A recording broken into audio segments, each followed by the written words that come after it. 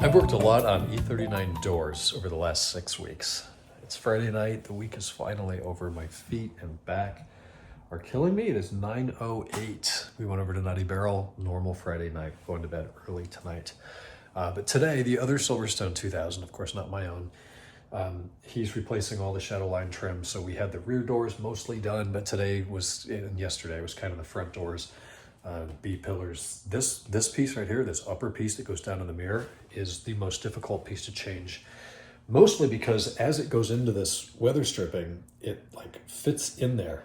And that means you've got to take that off. Sometimes the mirror's got to come off.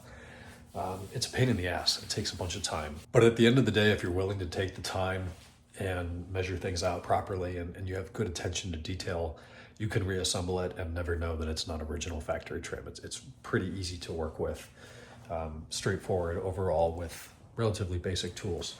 So 3 vapor barriers today, door panels, the plastic trims that go up in the door jambs, just all of that stuff on that car is now done.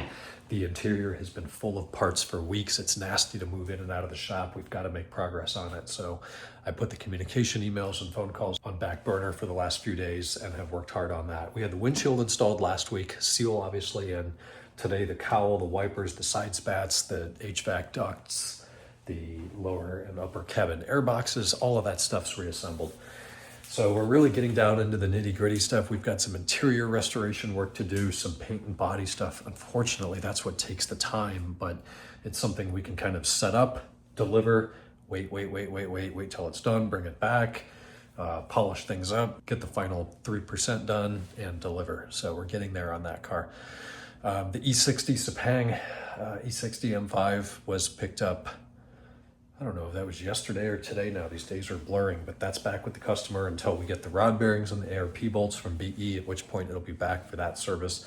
Alan's making great progress on the Minnesota 2003, 2 M5.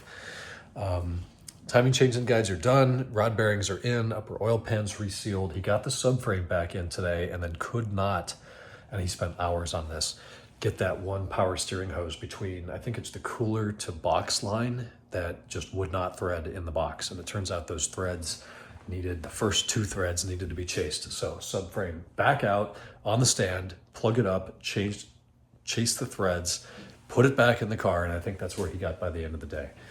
So my God, I'm tired of talking about cars. It's the weekend. We're gonna have some fun tomorrow. It's gonna be a really nice, warm, sunny day in San Diego. So we've got a bit of a resort pass on schedule. My Mac took a tumble today.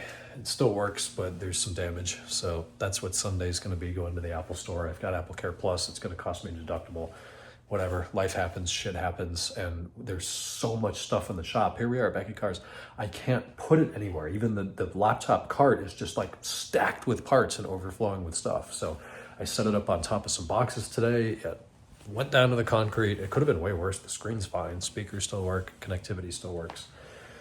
But it's going to be a pain now for the next 10 days to get that fixed. I'm going to bed. Talk tomorrow on Saturday. Night.